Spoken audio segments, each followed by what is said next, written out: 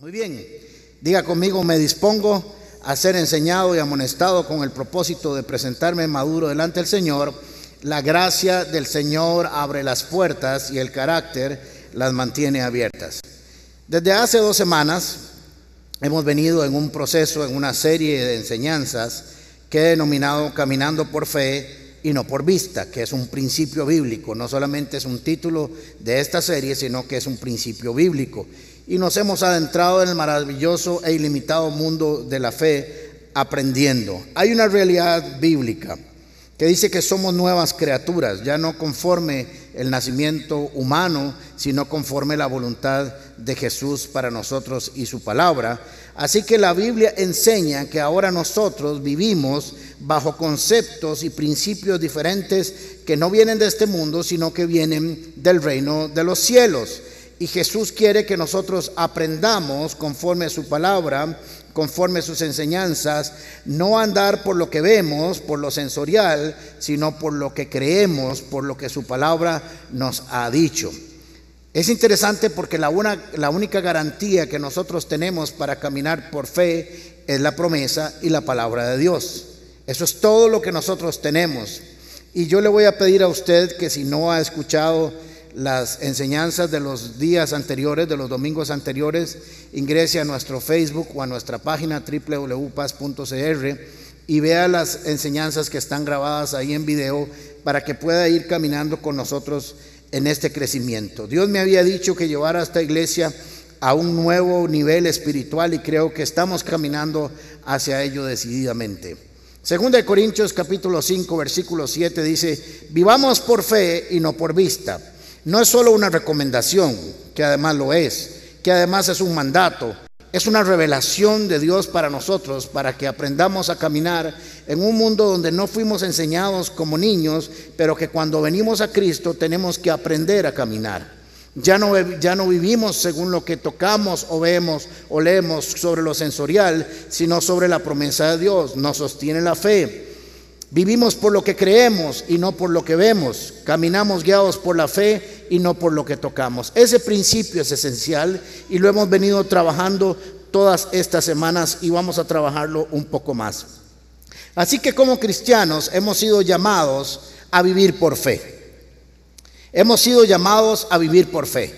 Y como un músculo, como cualquier otro elemento de la vida, tiene que crecer, tiene que desarrollarse, tiene que multiplicarse, tiene que ir a otro nivel. La fe es el ingrediente esencial, primordial en la vida del cristiano. No hay otra forma de agradar a Dios. Hebreos capítulo 11 versículo 6 dice: sin fe es imposible agradar a Dios. Recuerde, sin fe es imposible agradar a Dios, de tal manera que la forma esencial de agradar a Dios, no puedo decirme que es la única, pero sin fe es imposible agradar a Dios. Es necesario que cada uno de nosotros entienda eso, porque si no, va a estar dando golpes por todo lado, viendo a ver dónde suena la voluntad de Dios. Si no, busque más. Ahí está revelada en la palabra de Dios. El otro elemento importante que debemos recordar es que la fe no es un concepto, no es un pensamiento filosófico. La fe es acción, es dinámica, es activa, es movimiento, es como el verbo, es la acción de la oración. De tal manera que puede ser que usted tenga muchos conceptos y definiciones en su mente acerca de la fe y se sepa de memoria Hebreos capítulo 11 versículo 1, que aún así, si usted no pone esa fe en práctica, de nada le sirve. La fe siempre es movimiento, es acción, es crecimiento, aunque en algunas ocasiones también requiere tener suficiente fe en la vida para quedarse quieto. El Salmo 46:10 dice: quédense quietos y reconozcan que yo soy Dios. Pero esencialmente las escrituras en cuanto a la fe es movimiento, es acción. Si usted no se ha dado cuenta, todos tenemos fe de alguna manera. Todos aplicamos la fe diariamente, y ahora les voy a contar cómo es que lo hacemos. En Gálatas capítulo 5 versículo 6 dice: en Cristo Jesús De nada vale estar o no estar circuncidados, o sea, tener requisitos religiosos externos o de la ley. Lo que vale es la fe que actúa mediante el amor. No importa si usted pertenece o no pertenece a un ritual específico de una religión, lo que cuenta es la fe en Cristo Jesús. Por eso es elemento esencial que cada uno de nosotros debe buscar a toda costa tener, desarrollar y hacerla crecer. Santiago capítulo 2, versículo 14 dice: hermanos míos, ¿de qué le sirve a uno alegar que tiene fe si no tiene obras? ¿Acaso podrá salvarlo esa fe? La fe es acción, no solo obras para hacer buenas obras como está en Santiago, sino para vivir teniendo acción en cuanto a la fe. Hay personas que creen solo tener fe, pero cuando examinamos sus vidas vemos que realmente no hay obras, no hay acción en cuanto a la fe. Si no sienten, si no ven, si no huelen, si no tocan, si no oyen, no se mueven. Pero la fe es como un músculo, necesita crecer, necesita desarrollarse, si no se atrofia, necesita fortalecerse. Igual son todas las áreas de la vida. El conocimiento, se supone que vamos progresivamente, pasamos por el kinder, prekinder, ahora hay estimulación temprana 1, estimulación temprana 2, desde el vientre de la madre sale y ya le están haciendo muecas para estimularlo. Se supone que debemos de crecer y desarrollarnos. Pasamos de primero, segundo grado a sexto, después pasamos quinto año, la universidad, y después viene la maestría, y ahora dele y póngale, y nunca dejamos, porque así es la vida. Adán y Eva fueron puestos en esta tierra y el Señor le dijo: crezcan y multiplíquense. Tienen que desarrollarse, tienen que poblar la tierra, tienen que crecer y desarrollarla. Y la fe es exactamente igual. La fe no puede quedarse estática, siempre tiene que recibir uno entrenamiento y capacitación para desarrollarla. Algunas veces la hacemos voluntariamente y la ponemos en acción voluntariamente, y otras veces la vida nos presenta situaciones donde la tenemos que poner en acción. Segunda de Tesalonicenses capítulo 1 versículo 3 dice: hermanos, siempre debemos dar gracias a Dios por ustedes, como es justo, porque su fe se acrecienta cada vez más y cada uno de ustedes sigue abundando en el amor hacia los otros. Damos gracias que su fe sigue creciendo, se sigue desarrollando, que no ha quedado estática. Y es que algunos de nosotros, no importa el tiempo que tengamos de conocer a Jesús, nos hemos quedado en una zona de confort en cuanto a algunas pequeñas victorias de la fe, y creemos que por haber conquistado algunas cosas ya es suficiente. El reino de los cielos es maravilloso porque nunca es suficiente. Dios es ilimitado en sus recursos, de tal manera que nosotros nunca debemos de quedarnos confortablemente en alguna hamaca de la fe porque ahí tuvimos una victoria. Dios siempre tiene victorias nuevas para nosotros, nuevos retos. Fuimos diseñados para andar de gloria en gloria y de victoria en victoria, no en retroceso. Y es algo que tenemos que tener nosotros muy claro en nuestra vida. Voy a poner algunos ejemplos de lo que yo denomino el desarrollo de una fe natural. Cada uno de nosotros ha desarrollado una fe natural. ¿Y cómo hemos desarrollado esa fe? Por la costumbre, porque la hemos visto operar una y otra y otra y otra vez. Nos hace natural. Casi todo en la vida va adquiriendo eso. Por ejemplo, todos nos levantamos en la mañana, nos dirigimos hacia la refrigeradora y todos sin orar, sin clamar al cielo, sin haber tenido ayuno y oración, abrimos la refri y sabemos que todo lo que está ahí está.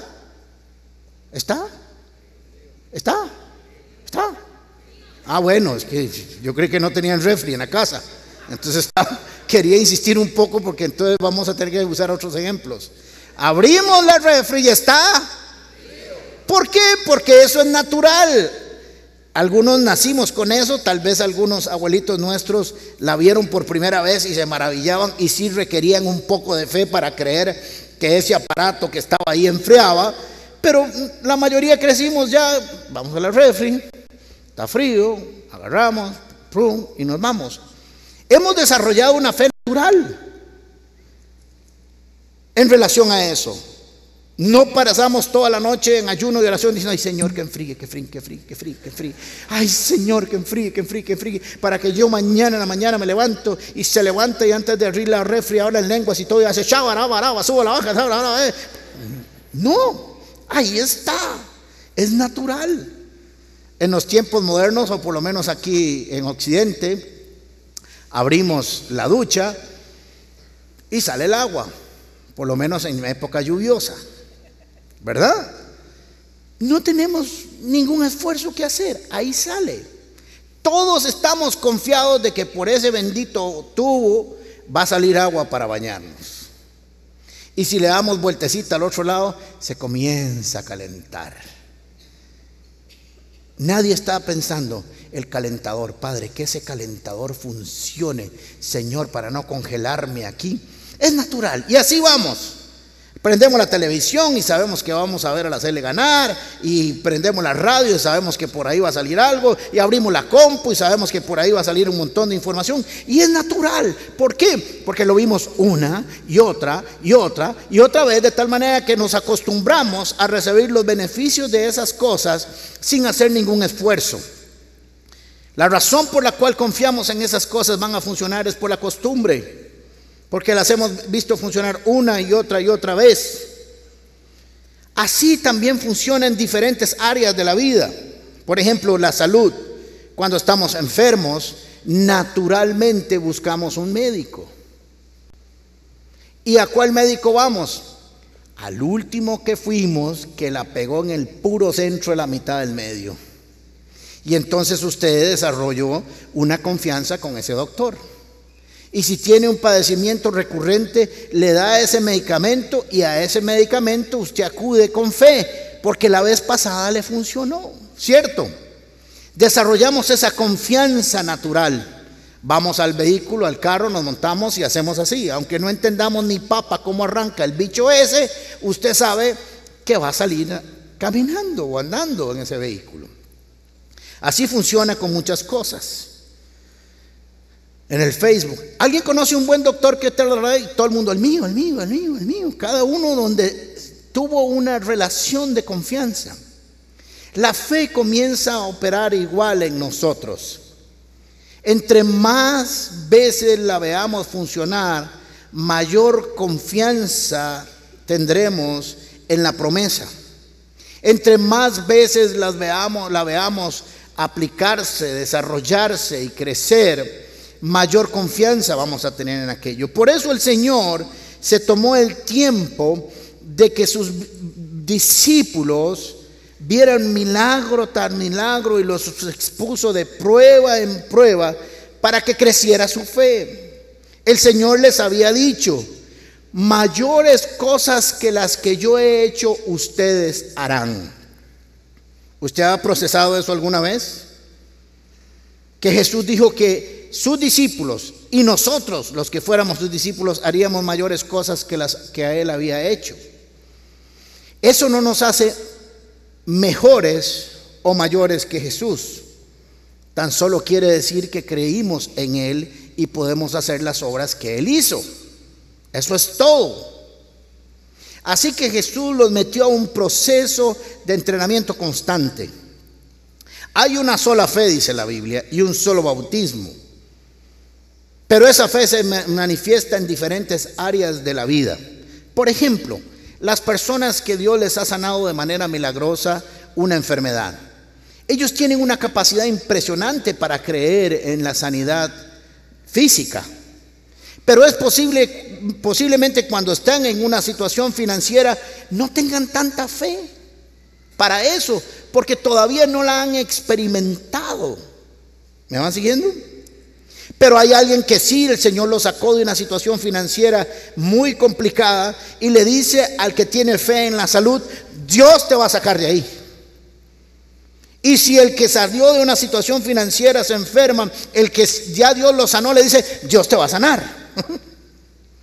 Por eso necesitamos crecer y desarrollarnos en todas las áreas de la vida. Hay un momento donde vienen pruebas de salud, hay un momento financieros, hay un momento de familia, hay un momento de trabajo, en fin, porque cada una de esas áreas, como los diferentes músculos, tienen que crecer, tienen que desarrollarse, tiene que multiplicarse el testimonio de la fe en nosotros. De lo contrario sería una fe raquítica, una fe que no se pone en acción, es una fe que no sirve para nada, solo sirvió para salvarnos. Así que Jesús constantemente está llevando a sus discípulos y hemos venido en un proceso de descubrir cada una de las áreas que Jesús puso a prueba a sus discípulos. En Lucas capítulo 1, que vimos la anterior ocasión, recuerden que toda esta serie empezó Jesús hablando de los 2 cimientos y dijo, yo consideraré sabio, prudente y diligente aquel que construye sobre la roca, y negligente o tontito o sorompo, yo estaba ahí, él dijo así por si acaso, el que no hacía esto, por una razón muy sencilla, porque vendrían inundaciones y su casa sería probada. Estaba hablando acerca de fe y obediencia. Después de la semana pasada pasamos a la multiplicación de los panes. ¿Quiénes estuvieron la semana pasada? Hubo una presencia maravillosa del Señor en esa enseñanza. Así que Jesús los trae en un proceso y vamos a ir rápido a determinar ese proceso. Lucas capítulo 9 versículo 1. Habiendo reunido a los 12, Jesús les dio poder y autoridad para expulsar a todos los demonios y para sanar enfermedades. Entonces los envió a predicar el reino de Dios y a sanar a los enfermos. Les dijo, no se lleven nada para el camino, ni bastón, ni bolsa, ni pan, ni dinero, ni 2 mudadas de ropa, les dijo. Así que en el versículo 9-10 dice, cuando regresaron los apóstoles le relataron a Jesús lo que habían hecho y se los llevó consigo y se retiraron solos a un pueblo llamado Betsaida. Se fueron a predicar, se fueron a hacer la obra ministerial y se dieron cuenta que de la manera que habían visto a Jesús sanar enfermos, ellos lo habían hecho. Extraordinario. Lo que dijo el maestro que podíamos hacer, nosotros lo hemos logrado. También expulsaron demonios que perturbaban a la gente y también se fueron.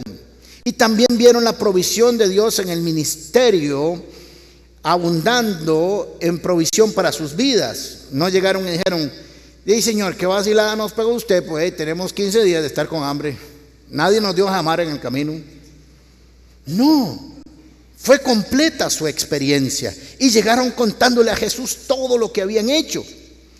Y no habían terminado de contar lo que habían hecho y ahora vendría una prueba diferente. La primera prueba tenía que ver, o de fe, tenía que ver con lo ministerial. Los mandó a ejercer ministerio y les dijo, yo quiero que ustedes experimenten que el ministerio da provisión a sus ministros, a sus obreros, y que ustedes no tienen que tener mucho para hacer la obra que yo les he encomendado hacer. Si yo estoy con ustedes, si ustedes obedecen, si ustedes hacen lo que yo les he mandado hacer, el reino de Dios proveerá para sus vidas. Y ellos tenían muy claro ahora que su ministerio tendría provisión. Después, más adelante, en el versículo 12, se encuentran con otra necesidad. Es que estaban en el gimnasio. Al principio se les dio unas pesitas de 10 libras y ahí estaban. Al rato decían, no, pues ya hago 50 series de esta vara. Y de pronto vino el entrenador y les dice, ok, vamos para 20 libras más. ¿Qué? Y entonces apenas llegan a 10 y usted que se les ponen los ojos así, todos hinchados así. ¿Dónde están? Porque el músculo hay que romperlo, hay que hacerlo crecer. Así que Jesús está entrenando a sus discípulos para que crezcan en la fe. Entonces dice, al atardecer se le acercaron los 12 y le dijeron, despide a la gente para que se vaya a buscar alojamiento y comida en los campos y pueblos cercanos donde estamos, porque donde estamos no hay nada. Y Jesús les dice, denles ustedes mismos de comer. Y fue lo que hablamos la semana pasada acerca de esta alimentación milagrosa y cómo la multiplicación se dio en las manos de los discípulos. Ahora Jesús les estaba enseñando otra área, otro desarrollo de la fe en otra área. Les enseñó que ellos tenían la obligación de suplirle las necesidades a los que no tenían comida, y que Él era capaz de proveerle a la gente las necesidades más pequeñas o elementales del ser humano, que es su comida, su pan diario. Del otro lado había sanado a la gente, habían expulsado demonios y habían predicado la palabra. Era ministerial. Ahora les estaba enseñando que también el reino de los cielos funciona para las necesidades del ser humano. Ahora les estaba diciendo: ustedes, con el poder que yo les doy, tienen que tener cuidado de la gente cuando tiene hambre. No los expulsen, no los echen, no los manden para su casa. Denles ustedes de comer. Ustedes tienen la capacidad de hacerlo, y ellos lo entendieron, lo comprendieron. Ahora iban a caminar otro pasito más. Ahora estaban levantando 50, 60 libras y les dice: ok, ya las manejan bien, ahora vamos a ir a 100 libras. Hay que hacer ese músculo fuerte, hay que crecer, porque recuerden que las obras que yo he hecho y aún mayores que esas harán ustedes. Así que posiblemente Jesús dijo: ahora voy a otra área del entrenamiento. Ahora les voy a ejercitar otra parte de su vida. Les había enseñado, como les digo, que eran capaces de sanar enfermedades y padecimientos de los hombres y demonios. Les había enseñado a llevarle la necesidad y el pan a cada uno de ellos. Les había enseñado que primero eran las necesidades de la gente antes que las de ellos. Cuando dieron de comer, ellos también tenían hambre, y posiblemente Jesús tenía hambre, pero primero le dieron de comer a la gente que Dios les había puesto delante de ellos, y que eran capaces de proveerlo sin que a ellos les faltara nada también. Si usted se da cuenta, los discípulos primero repartieron a los demás. Póngame atención, primero repartieron a los demás, y después a cada uno de ellos le quedó una cesta completa. ¿Quién comió más? Nunca lo habían notado. Cualquiera diría: qué madre. Voy con la jama, con el hambre que tengo, y yo repartiendo aquí, tengo unas ganas de agarrar este pan, este pescado, pero tengo que irlo repartiendo, ¿verdad? Y saber si me va a quedar a mí. De este versículo bíblico es donde salió el principio filosófico que el que parte y reparte se da la mejor parte. De ahí salió, ¿verdad? Porque cada uno, 12 cestas para cada uno. El Señor les dijo: cuando usted se preocupa por los demás, siempre habrá necesidad para usted. Así que los había hecho crecer en su fe. Ahora les dice: vamos a caminar otra millita, compañeros. Ellos no lo sabían, pero Jesús les estaba preparando una prueba más. Enseguida Jesús hizo que sus discípulos subieran al arca, Mateo 14, 22. Enseguida Jesús hizo que los discípulos subieran a la barca y se le adelantaran al otro lado mientras Él despedía a la multitud. Usted se ha puesto a pensar en esto, que Jesús se quedó despidiendo a 5,000, 8,000, 12,000 personas. Y a cada una: buenos días, que Dios los bendiga, buenas noches, que la pase bien. Gracias, maestro, por haberme sanado, gracias por haberme dado a comer. Y los despidió. En la noche, entonces dice que después de despedir a la gente, subió a la montaña a orar a solas. Al anochecer estaba allí solo, y la barca, que estaba bastante lejos de tierra, dice las otras versiones, que la barca estaba en el centro del lago, en el puro centro de la mitad del medio del lago, zarandeada por las olas, porque el viento les era contrario. En la madrugada Jesús se acercó a ellos caminando sobre el lago. Cuando los discípulos lo vieron caminando sobre el agua, quedaron aterrados. ¡Un fantasma!, gritaron de miedo. Pero Jesús les dijo enseguida: tranquilos, cálmense, soy yo, no tengan miedo. Qué bueno es saber cuando lo único que necesitamos saber es saber que Jesús no nos tiene que explicar mucho acerca de lo que está sucediendo. Nuestra vida es calmada con solo saber que Jesús está a nuestro lado. Entonces: Señor, si eres tú, respondió Pedro, mándame que vaya a ti sobre el agua. Ven, dijo Jesús. Pedro bajó de la barca y caminó sobre el agua en dirección a Jesús, pero al sentir el viento fuerte tuvo miedo y comenzó a hundirse. Entonces gritó: Señor, sálvame. ¿Se acuerda lo que he enseñado los domingos anteriores? Cómo lo que vemos y lo percibimos en nuestras sensaciones humanas puede afectar lo que nuestros ojos espirituales pueden ver. Pues aquí le pasó esto a Pedro, aunque no me voy a enfocar hoy en Pedro, porque yo creo que la lección que nosotros tenemos que aprender es lo que estaban viviendo todos los discípulos. A veces se nos ha olvidado comprender y entender que allá habían 12 discípulos. Uno no caminaría mucho con ellos, pero es importante que también lo viera. Le dijo: Señor, sálvame. Y enseguida Jesús le tendió la mano y sujetándolo lo reprendió: hombre de poca fe, ¿por qué dudaste? Cuando subieron a la barca se calmó el viento. Los que estaban en la barca lo adoraron diciendo: verdaderamente este es el Hijo de Dios. Y ahí entonces, ¿y cuál pierden? Y cuando expulsaron demonios y sanaron la gente que habían descubierto, y cuando vieron la multiplicación de los panes y los peces, ¿qué vieron?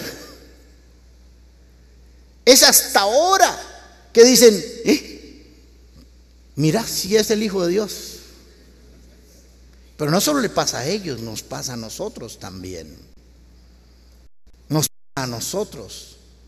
Pero es interesante en esta enseñanza que era necesario entonces que ellos pasaran en esa tormenta para que pasaran de pensar que Jesús era tal vez el maestro a que ahora era el Hijo de Dios.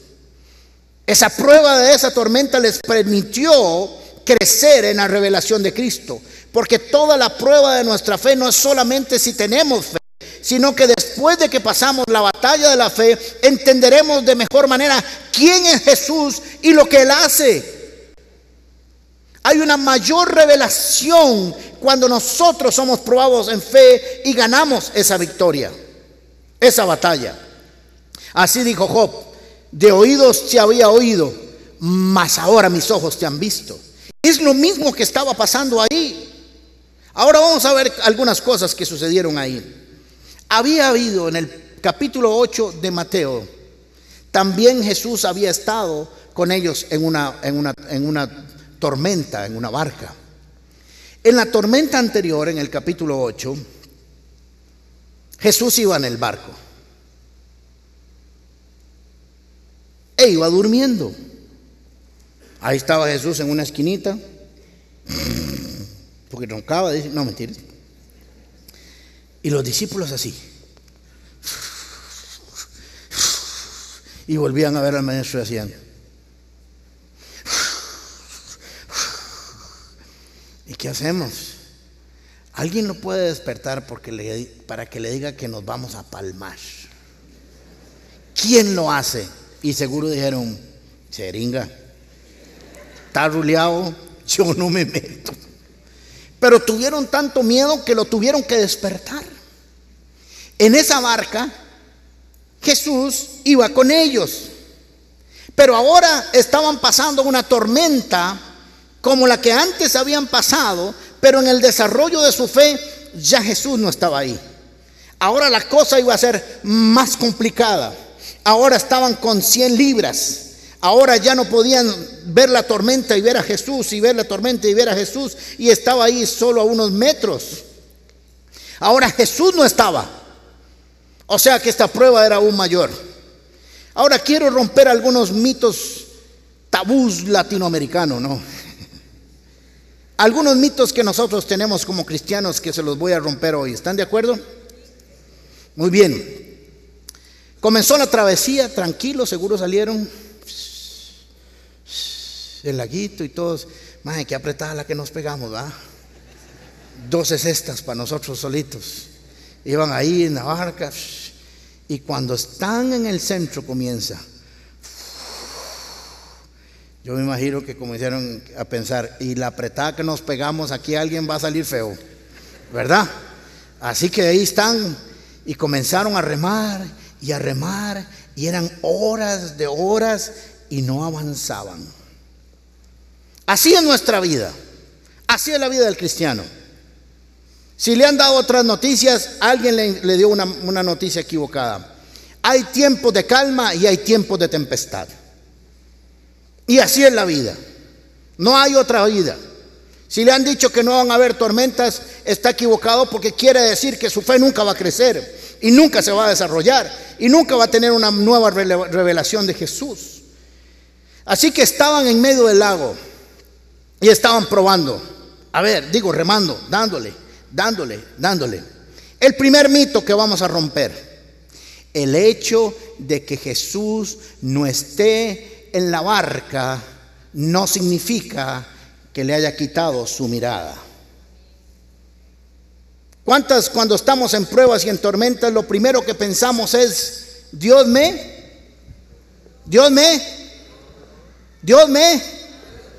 Ven, como todos sabemos eso. La primera gran ecuación mental es: si estoy en una tormenta y esta carambada está fea, quiere decir que Dios me abandonó. Pero cuando vemos en el texto, Jesús no los había abandonado. Dice que Él estaba orando y los tenía aquí, y decía: están echando buenos músculos los muchachos. De todos modos se comieron una cesta de jama y vamos a bajarle todos esos carbos y que remen duro. Les va a caer bien.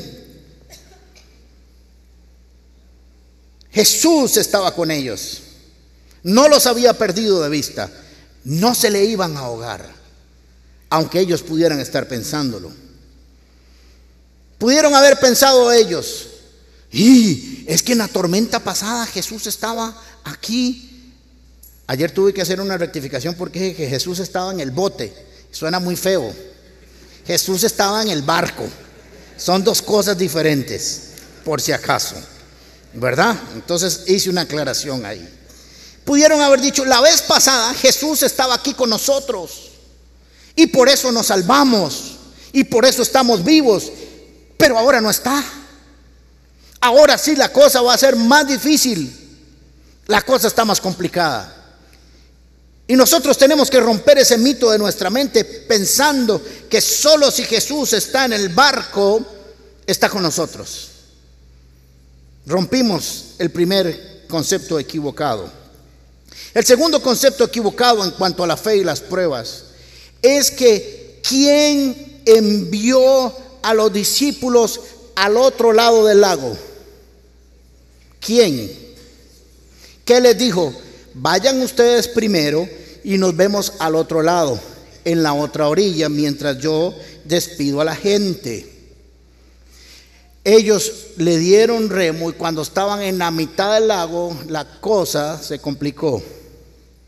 Segundo mito que vamos a destruir: el hecho de que usted esté en una tormenta y profunda no significa que usted no esté remando en la voluntad de Dios. ¿Te dieron cuenta? ¿Será esta la voluntad de Dios para mi vida? Porque qué tormenta. Claro que es la voluntad de Dios, porque no le va a pasar nada, porque no se va a ahogar, y si pelea la buena la batalla de la fe, saldrá victorioso, saldrá de gloria en gloria y tendrá una mayor revelación de Jesucristo. Amén.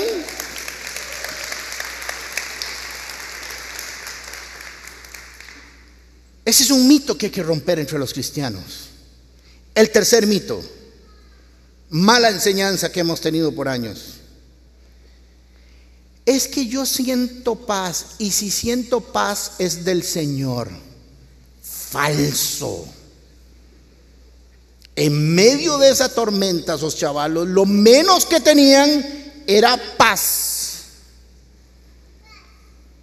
Eso. La Biblia dice que hay que hacer como niño. Ese niño está entendiendo perfectamente lo que estoy diciendo.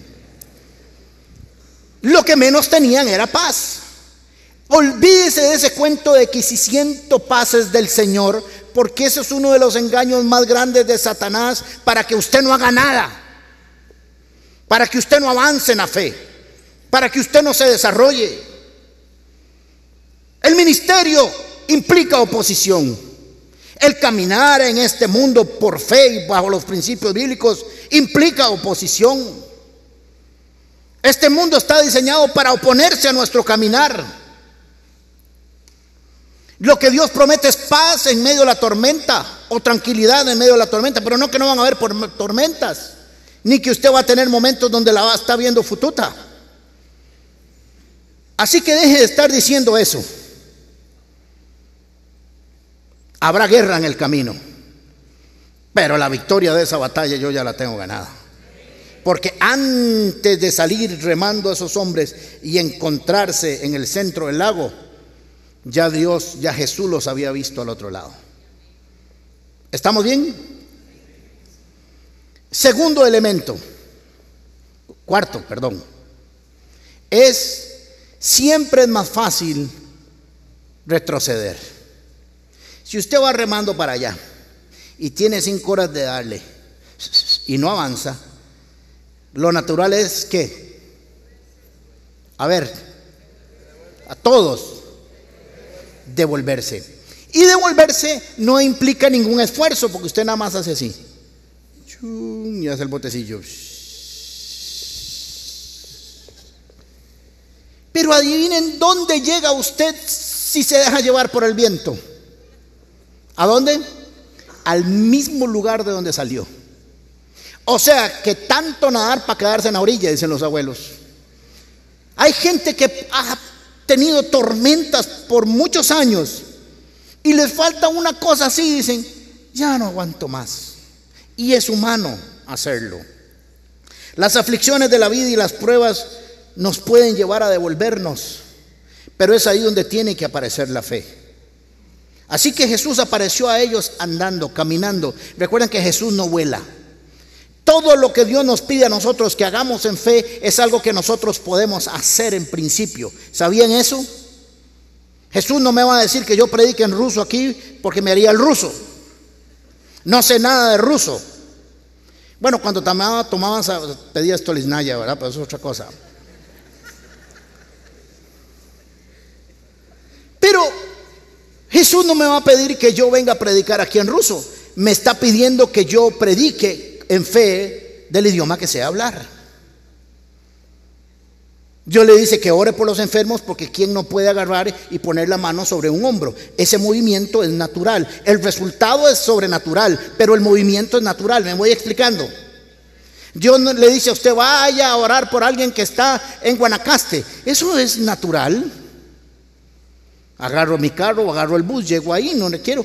Pero el hacer lo que Dios me va a mandar a hacer sí es de fe. El resultado es el sobrenatural. Así que apareció caminando.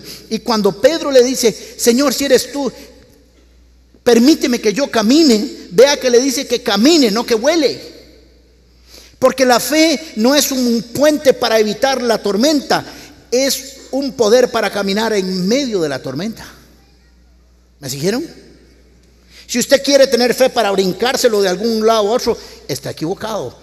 No se lo brinca ni con garrocha. Vean qué interesante, porque en Mateo capítulo 28, versículo 17, cuando estaban en la prueba anterior, en la barca anterior, los discípulos no salían de su asombro, decían, y preguntaron, ¿qué clase de hombre es este que hasta los vientos le obedecen? Todavía no tenían una revelación de quién era Jesús.